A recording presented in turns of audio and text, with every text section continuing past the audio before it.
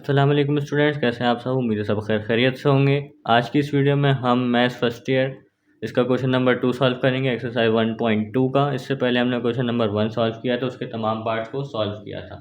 तो आज हम क्वेश्चन नंबर 2 को सॉल्व करते हैं। ये भी बहुत आसान सा सवाल है और बहुत इंटरेस्टिंग सा क्वेश्चन है। इसमें क्या कह रहे हैं आइए देखते हैं।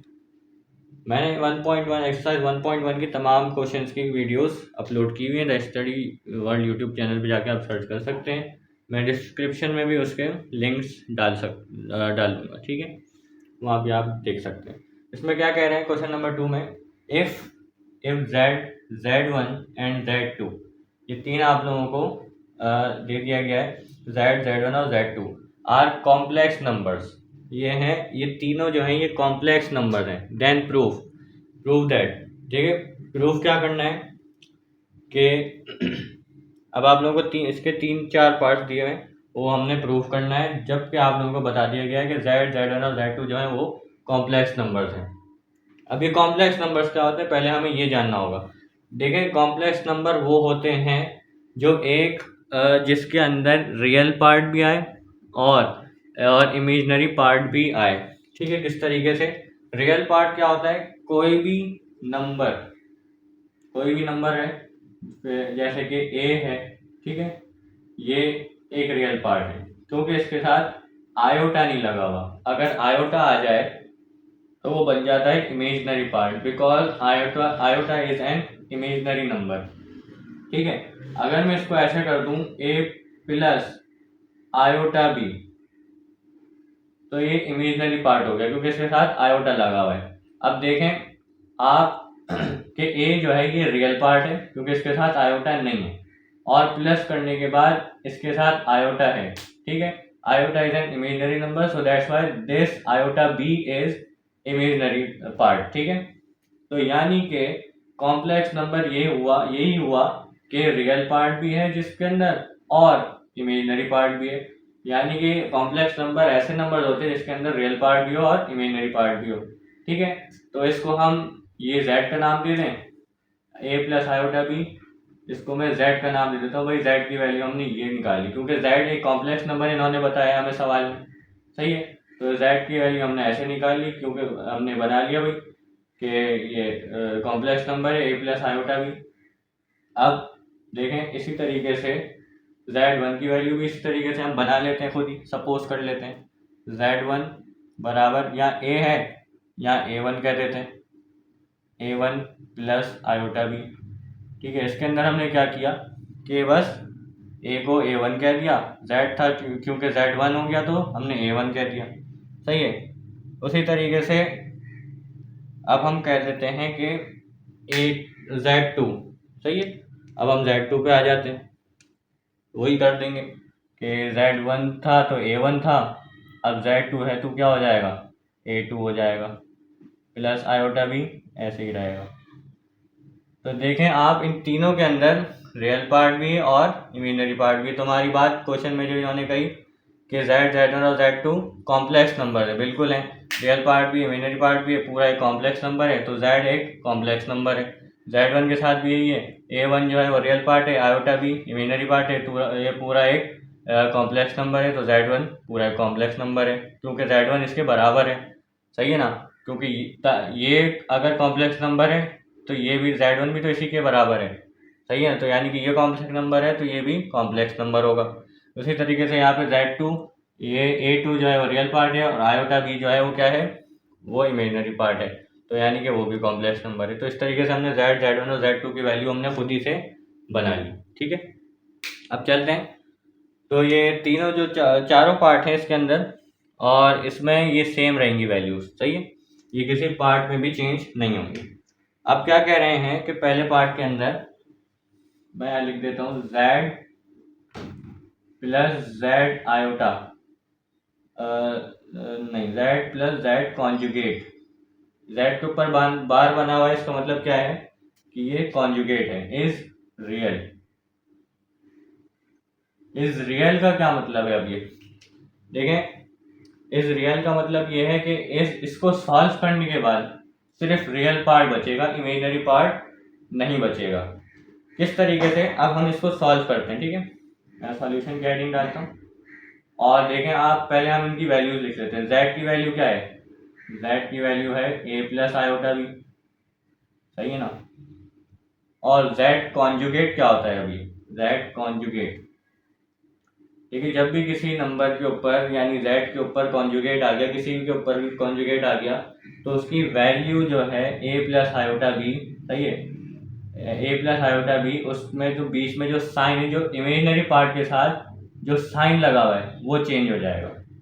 जैसे कि z बराबर है a प्लस आयोटा b के, अब यहाँ z के साथ कॉन्जुगेट लग गया तो इमेजिनरी पार्ट के साथ जो साइन है प्लस का है वो चेंज हो जाएगा, माइनस का हो जाएगा। प्लस है तो माइनस का हो जाएगा, माइनस का है तो प्लस का हो जाएगा, ठीक है। तो इस तरीके से z कॉन्जुगेट की वैल्यू क्या हो जाएगी? a minus iota b। ज़्यादा चेंजिंग नहीं है z और z कॉन्जुगेट में, बस क्या है कि इमेजिनरी पार्ट के साथ जो साइन है वो चेंज हो जाता है। कॉन्जुगेट हट जाएगा तो फिर से यही बन जाएगा, क्योंकि पूरा वही बन जाएगा, z बन जाएगा, सही है। तो अब इन दोनों की वैल्यूज को हम इधर रख देते हैं, सही है। और क्या निकल के आएगा? फिर रियल पार्ट निकल के आएगा वैल्यूज रखने के बाद। अच्छा, मैं बता रहा था कि रियल पार्ट आएगा, इमेजिनरी पार्ट कट जाएगा और ये प्रूव हो जाएगा कि ये इसको सॉल्व करने के बाद एक रियल पार्ट बचता है। रियल पार्ट कौन सा है? ये ए वाला जो पार्ट है, सही है ना। अच्छा, अब इन दोनों की वैल्यूज को हम इस क्वेश्चन में रखते हैं। z की वैल्यू क्या है? मैं इसको इस तरीके से लिखता हूँ, z प्लस z कॉन्जुगेट बराबर है, जो ये सवाल था वही मैंने लिखा, बराबर है। अब इसके z की वैल्यू रखनी है a प्लस आयोटा b, और फिर ये प्लस का साइन ऐसे ही आ गया, और फिर z कॉन्जुगेट की वैल्यू ये है, ये डाल देंगे, ब्रैकेट में करके डाल देता हूँ ताकि आसानी हो जाए, z माइनस आयोटा b, ठीक है। अब सॉल्व करते हैं इसको, ऐसे ही रहेगा। होप तो ये आ रहा है, z प्लस z कॉन्जुगेट बराबर हो जाएगा ए ऐसे आ जाएगा, a प्लस आयोटा b, पहले हम ब्रैकेट खोल लेते हैं, प्लस a और plus minus minus iota b, ऐसे आ गया। अब यहाँ पे देखें, a प्लस a 2a और प्लस आयोटा b और माइनस आयोटा b, ये दोनों कट गया, सही। पीछे क्या बचा? a और a, दो a हैं तो कितना हो गया? मैं लिख लेता हूँ, z प्लस z आयोटा बराबर z कॉन्जुगेट बराबर a प्लस a 2a। तो हमें यही प्रूव करना था कि इन दोनों को यानी इसको सॉल्व करने के बाद एक रियल पार्ट आता है, सही है, इस रियल पार्ट, सही है ना। और रियल पार्ट क्या है? इसमें आयोटा नहीं आया, आयोटा आता तो ये इमेजिनरी पार्ट बन जाता, मगर हमें चाहिए नहीं था, हमें रियल पार्ट ही चाहिए था और रियल पार्ट ही आया। सो दैट इज प्रूफ्ड, नाम लिखेंगे प्रूफ, ठीक है। इस तरीके से हमने इसको प्रूफ कर दिया। इसी तरीके से सेम दूसरा पार्ट है, वो भी हम करते हैं, अब आगे सॉल्व करते हैं। So same as part number 1, part number 2 भी आसान सा है। उसमें क्या कह रहे हैं कि z माइनस, अब यहाँ पहले प्लस था, अब यहाँ पे माइनस है, और z conjugate, z minus z conjugate, ये आएगा आप लोगों के पास अब imaginary part. z plus z conjugate जो था वो रियल पार्ट आ रहा था, और अब z माइनस z कॉन्जुगेट जो है वो अब क्या आएगा? इमेजनरी पार्ट, सही है ना। तो सॉल्व कर लेते हैं। आप लोगों को पता है z की वैल्यू क्या है, दोनों की पहले हम वैल्यूज लिख लेते हैं। z की वैल्यू ये लिखी हुई a प्लस आयोटा b, और z कॉन्जुगेट की वैल्यू आप लोगों को भी बताया था कि जो इमेजिनरी पार्ट के साथ साइन होती है वो चेंज हो जाती है। यहाँ प्लस है, अब तो क्या हो जाएगा? माइनस, सही है, ये हुआ था पहले भी। अच्छा, चलिए अब सॉल्व करते हैं। इस इक्वेशन में लिख लेते हैं, z माइनस z कॉन्जुगेट बराबर है, अब z की वैल्यू डालेंगे, क्या है? a प्लस आयोटा b, और क्या है? माइनस, और z कॉन्जुगेट की वैल्यू डालेंगे अब a माइनस आयोटा b, ठीक है। अब इसको मैं उस तरफ सॉल्व कर देता हूँ। देखिए, अब वैसे लिखेंगे z माइनस जेड कॉन्जुगेट बराबर ए प्लस आयोटा भी ऐसे ही आ गया, और अब माइनस है तो माइनस सबके साथ मल्टीप्लाई होगा, माइनस ए और माइनस माइनस प्लस और आयोटा बी। अब यहाँ पे क्या कट रहा है, प्लस का ए और माइनस का ए, तो ये रियल पार्ट तो कट गया। अब पीछे क्या बचा, इमेजिनरी पार्ट आयोटा वाला, और यही हमें चाहिए इमेजिनरी पार्ट। तो क्या हो जाएगा, एक आयोटा भी है और दूसरा भी है, तो 2 आयोटा भी हो जाएगा। ठीक है, तो इस तरीके से हमने इस पार्ट को भी सॉल्व करके जिसके अंदर इमेजिनरी पार्ट लाना था और हम उसको लाने में कामयाब हो गए। So that's proof. ठीक है ना। तो ये भी आसान सा ही पार्ट था। अब चलते हैं इसका थर्ड पार्ट को सॉल्व करते हैं। तो स्टूडेंट अब हम इसका थर्ड पार्ट को सॉल्व करते हैं। इसमें क्या कह रहे हैं कि Z1 प्लस Z2 के दोनों तरफ बार लगा हुआ है, या इसको आप क्या कह सकते हैं कि डिस्टेंस कह सकते हैं, बराबर है Z1 bar multiply by Z2 बार। थोड़ा सा लेंथी क्वेश्चन है, लेंथी पार्ट है इसका, और इसमें जो है अलग अलग आप लोगों को साइड्स को प्रूफ करना होगा। ये लेफ्ट हैंड साइड को हम इसको पहले सॉल्व करेंगे। ठीक है। अच्छा, लेफ्ट हैंड साइड को सॉल्व करने के बाद आप स्क्रीनशॉट ले लीजिएगा, मैं मिटा दूंगा क्योंकि इतनी जगह मेरे पास मौजूद नहीं। सही। तो पहले मैं क्या लिख रहा हूँ मैं, taking left hand side. Left hand side कौन सी है, ये वाली, Z1 मल्टीप्लाई बाय Z2 के दोनों तरफ बार। अच्छा, अब इसके अंदर क्या है, Z1 multiply by Z2। Z1 की वैल्यू हम क्या क्या डाल सकते हैं, जो हमने सपोज किए A1। तो मैं अभी बार नहीं लगा रहा हूँ, मैं अभी सिर्फ इन दोनों को आपस में मल्टीप्लाई कर रहा हूँ। ठीक है, इससे पहले हमने मल्टीप्लाई नहीं किया, तो मैं पहले इन दोनों को मल्टीप्लाई कर रहा हूँ। मल्टीप्लाई होने के बाद जो आंसर आएगा उसको फिर हम फर्दर ऐसे सॉल्व करेंगे बार्स की मदद से। ठीक है। सो Z1 मल्टीप्लाई बाय Z2 बराबर A1। अच्छा, अब Z1 की वैल्यू लिखते हैं, A1 प्लस आयोटा बी। ठीक है, और मल्टीप्लाई हो रहा है, डॉट डाल के मैं Z2 की वैल्यू लिख रहा हूँ, A2 प्लस आयोटा बी। ठीक है। अच्छा, इस तरीके से लिखने के बजाय मैं इन दोनों को ब्रैकेट्स में लिख देता हूँ, आपस में मल्टीप्लाई हो रहे हैं ना, तो मैं इसको ऐसे लिख लेता हूँ आसानी के लिए। अब आपस में ये दोनों मल्टीप्लाई हो रहे हैं, A1 पहले उन दोनों से होगा, फिर आयोटा बी फिर इन दोनों से होगा। ठीक है, ऐसे मल्टीप्लाई करते हैं, कर लेते हैं। A1 उससे मल्टीप्लाई हुआ तो A1 के साथ A2 लिख दिया। सही है ना, आपस में मल्टीप्लाई हो रहे हैं, A1 उसके साथ मल्टीप्लाई हो रहा है, बीच में प्लस A1 अब आयोटा बी से मल्टीप्लाई हो रहा है तो A1 आयोटा बी। ठीक है, इसी तरीके से होगा, फिर ये प्लस का साइन। अब आयोटा बी इन दोनों से मल्टीप्लाई हो रहा है, आयोटा बी A2 से मल्टीप्लाई हो रहा है, मल्टीप्लाई हो रहा है ना, तो मैं A2 पहले लिखूँ, आयोटा बी पहले लिखूँ, दोनों बातें बराबर हैं, आपस में मल्टीप्लाई हो रहे हैं, तो मैं A2 आयोटा बी लिख रहा हूँ। ठीक है, ताकि कोई कंफ्यूजन ना हो। फिर आयोटा बी इस आयोटा बी से मल्टीप्लाई हो रहा है, बीच में प्लस का साइन, तो आयोटा बी स्क्वायर। ठीक है, इस तरीके से हो गया। अब आगे क्या करेंगे हम, आगे तो मैं एक बात आप लोगों को ये एडिशन कर लें कि हमारी आसानी के लिए मैं यहाँ पे b के साथ भी B1 लिख लेता हूँ, ज़रूरत नहीं है, मगर सॉल्व करने के लिए हमारे लिए आसानी हो जाएगी, क्योंकि Z1 है। अब हमें तो इमेजिनरी पार्ट दिखाना है ना, आयोटा वाला पार्ट, तो आयोटा के साथ जो भी कुछ लिख लें वो इमेजिनरी पार्ट होगा, मगर हमारी आसानी के लिए मैं इसको B1 कर देता हूँ और Z2 है तो इसको Z2 कर देता हूँ।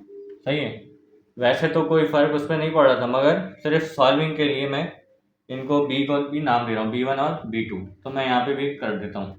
सही है, Z1 में ये हो गया B1 और Z2 में हो गया B2। यहाँ पे Z1 था और यहाँ पे B2 हो गया। ठीक है, ठीक है ना, इस तरीके से होगा। अच्छा, अब आगे चलते हैं, बल्कि ये A1 उससे मल्टीप्लाई हुआ तो ये B2 हुआ और ये B1 हुआ। ठीक है, अब ठीक हो गया। अच्छा जी, अब आगे सॉल्व करते हैं। A1 A2 ऐसे ही लिखा रहेगा, A1 A2 ऐसे ही आ गया। अब क्या करेंगे हम कि देखें यहाँ पे B1 और B2 अब अलग अलग हो गया ना, तो यहाँ पे देखें आयोटा आयोटा आयोटा स्क्वायर, और अब हमने दो अलग अलग कर दिया B1 और B2, तो इसको ऐसे B1 और B2 मैंने लिख दिया, ठीक है। तो इसमें कोई मसले वाली बात नहीं है। अब आयोटा स्क्वायर की वैल्यू होती है -1, तो -1 को हम आयोटा स्क्वायर की वैल्यू आयोटा स्क्वायर की जगह लिख देते हैं, बाकी सब सेम है, +A2 आयोटा B1। और अब ये आयोटा स्क्वायर की वैल्यू -1 होती है, -1 यानी 1 को आप कहें ना कहें वो बात बराबर है, तो माइनस कह लें खाली, माइनस माइनस और plus, minus plus minus, iota square तो कैंसिल हो गया, -1 उसकी जगह हमने रख दिया, तो पीछे क्या बचा B1 और B2, ठीक है ना, यही बचा। अब आप देखेंगे कि इन दोनों में क्या कॉमन है। इन दोनों में कॉमन है आयोटा, सही है ना, बाकी कोई कॉमन नहीं है, सिर्फ आयोटा कॉमन है, तो उसको हम कॉमन निकाल लेते हैं, बाहर निकाल लेते हैं, A1 A2 बाकी सब सेम रहेगा। अब यहाँ पे मैं कॉमन निकाल लेता हूँ, पहले आयोटा कॉमन है तो आयोटा को मैंने बाहर निकाल लिया। यहाँ पे पीछे क्या बचा, A1 B2 प्लस का साइन A2 B1, सही, बाकी ऐसे ही -B1 और B2, ठीक है। इस तरीके से हम सॉल्व कर रहे हैं। अब इसको मैं एक काम ये कर देता हूँ कि A1 A2 के साथ इसको ले आता हूँ और इस पूरे टर्म को आखिर में भेज देता हूँ, ठीक है, हमारी आसानी के लिए, क्योंकि ये इमेजिनरी पार्ट है, आयोटा वाला इमेजिनरी पार्ट होता है, उसको आखिर में रखते हैं। तो A1 A2 और इसको हम यहाँ ले आए -B1 B2, और फिर ये plus iota A1 B2 plus A2 B1, ठीक है, इस तरीके से हो रहा है। अब हम कर देते हैं इनको बार्स में कर देते हैं, और बार्स का मतलब क्या है, बार्स का मतलब है कि ये डिस्टेंस फार्मूला शो करता है। डिस्टेंस फार्मूला आपने एक्सरसाइज 1.1 में देखा था, सॉल्व किया था उसको, और उसका फार्मूला क्या होता है वो अभी मैं आप लोगों को बताता हूँ, ठीक है। वो किस तरीके से होता है कि अगर इस तरीके से बार में मैं थोड़ा सा नीचे कर देता हूँ,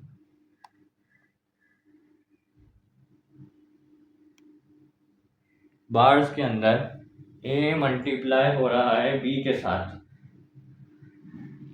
ठीक है, A मल्टीप्लाई हो रहा है B के साथ, तो यानी कि अंडर द रूट हो जाएगा वो, ये फॉर्मूला है, A स्क्वायर मल्टीप्लाई है तो मल्टीप्लाई का साइन B स्क्वायर, ठीक है, इस तरीके से इसका फॉर्मूला होता है। तो इस फॉर्मूले में हम इसको सॉल्व डाल देते हैं, मैं उस तरफ आ जाता हूँ।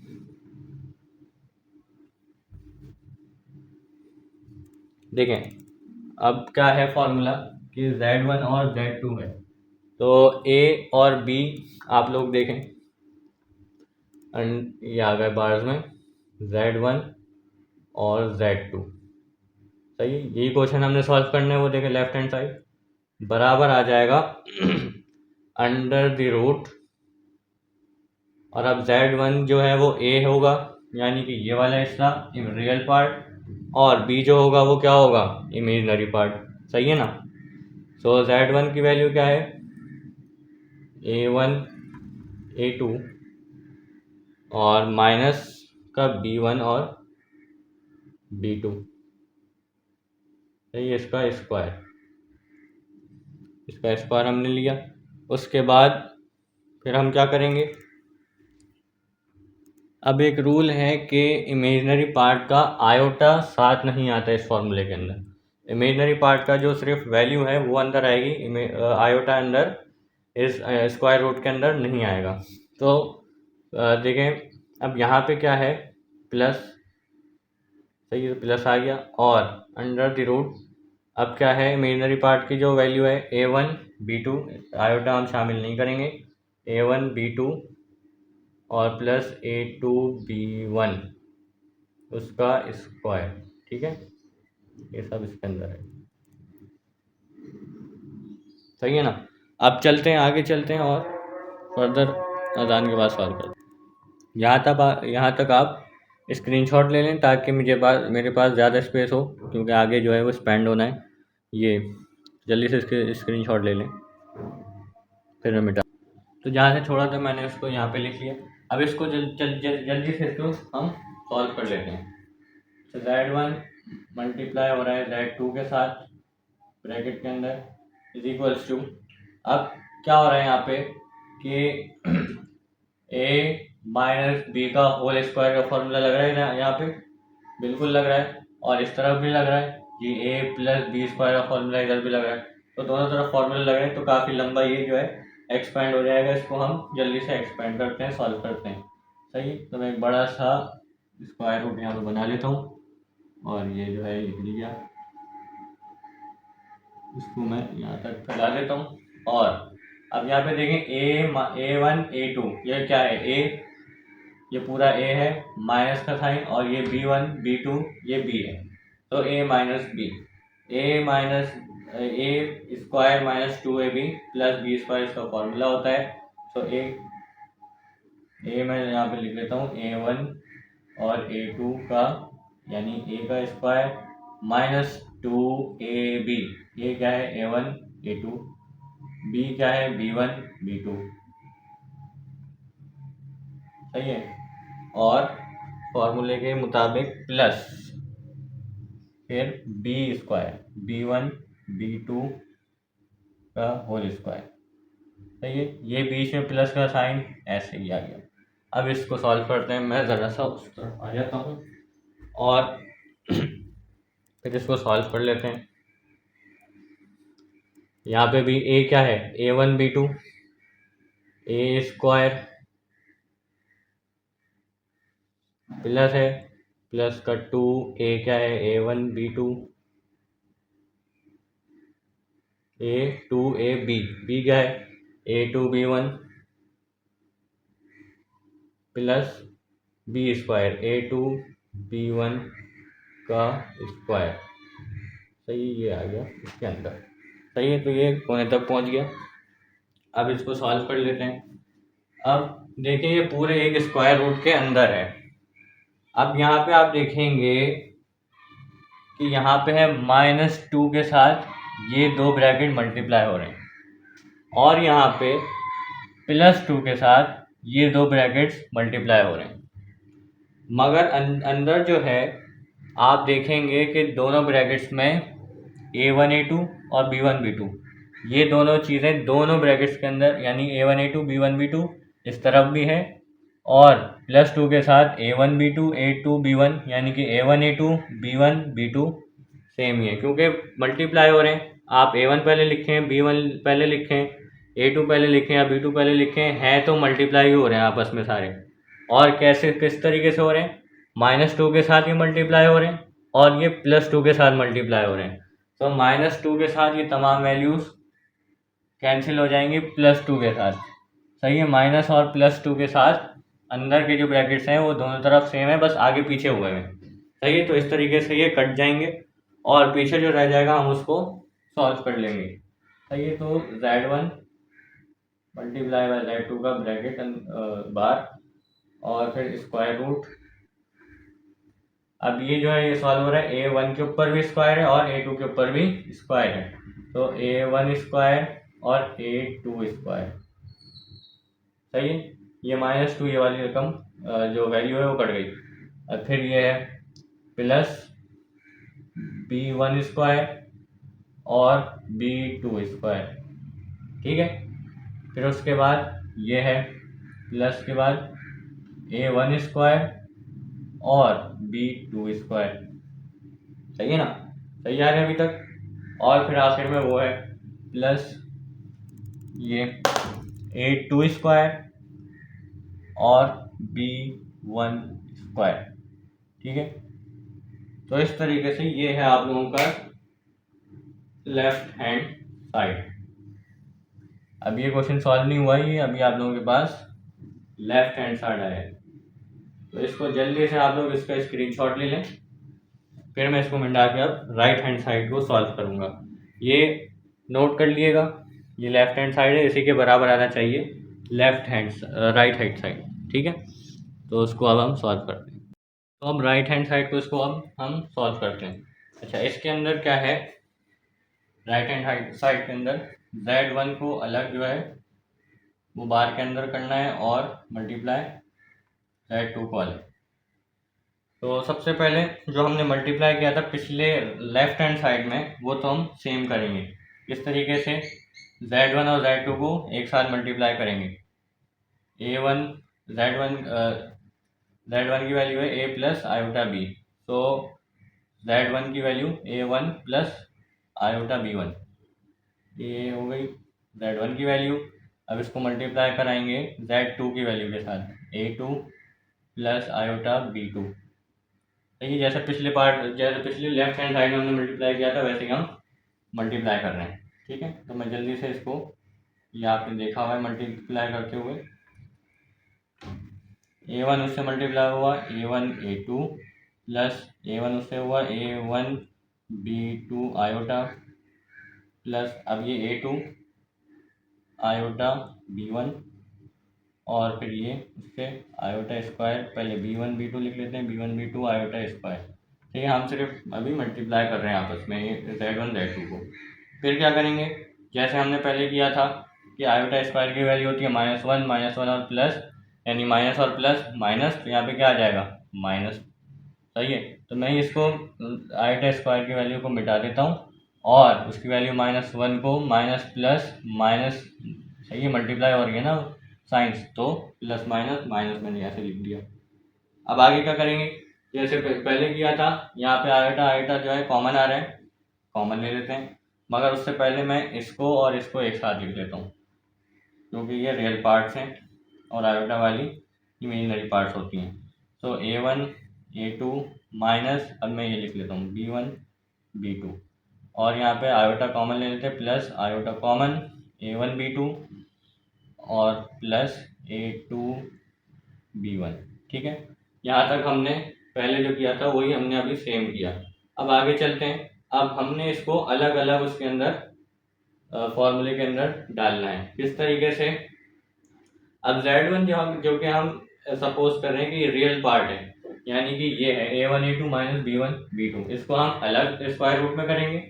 और जैसे कि ये अलग है z2, ये इमेजिनरी सपोज कर लेते हैं, इसको हम अलग उसमें स्क्वायर रूट में करेंगे। किस तरीके से, z1 अलग और z2 अलग बार में, a1 अंडर रूट z1, ये हमें पता है a1 a2 माइनस b1 और b2, फॉर्मूला क्या है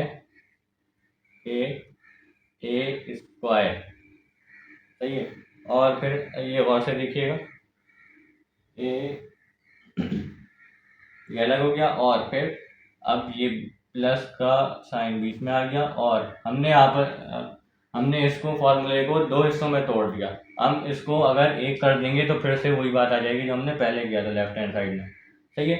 तो हमने कुछ भी नहीं किया, बस फॉर्मूले को तोड़ा है, यानी स्क्वायर रूट अलग अलग किया, फॉर्मूला वही है, सेम है, ठीक है। अब इमेजिनरी पार्ट z2 जो क्या है उसको हम करेंगे a1 b2 plus a2 b1 का के ऊपर स्क्वायर, ठीक है। अच्छा जी, अब हम इसको एक काम कर लेते हैं। हमने देखा था कि फार्मूलाज खोलने, पहले फार्मूलाज खोल लेते हैं, फिर जो लॉजिक लड़ानी वो हम लड़ाएंगे। सो किस तरीके से, मैं थोड़ा सा नीचे कर देता हूँ ताकि नज़र आए। फिर क्या करेंगे हम कि इन फार्मूलाज को खोल लेते हैं।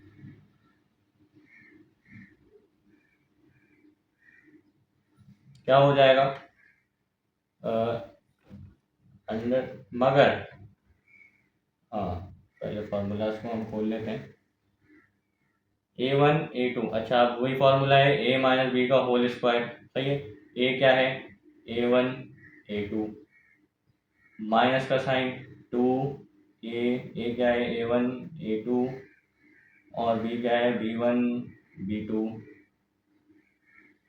प्लस का sine B square B1 B2 का होल स्क्वायर। अच्छा, अब उसको हम अलग सॉल्व करेंगे। यहाँ पे हम ये प्लस का साइन यहाँ आ गया, सही है, और ये नज़र जो कि आ रहा है, ठीक है। और फिर अब हम इसको सॉल्व करते हैं। ए प्लस बी का होल स्क्वायर यहाँ पे भी लग रहा है। ए क्या है, A1 B2 का स्क्वायर, बीच में प्लस है तो +2 A1 B2, बी क्या है A2 B1 और प्लस बी क्या है A2 B1 का होल स्क्वायर, ठीक है। थोड़ा सा उधर कर देता हूँ ताकि विजन में आ जाए।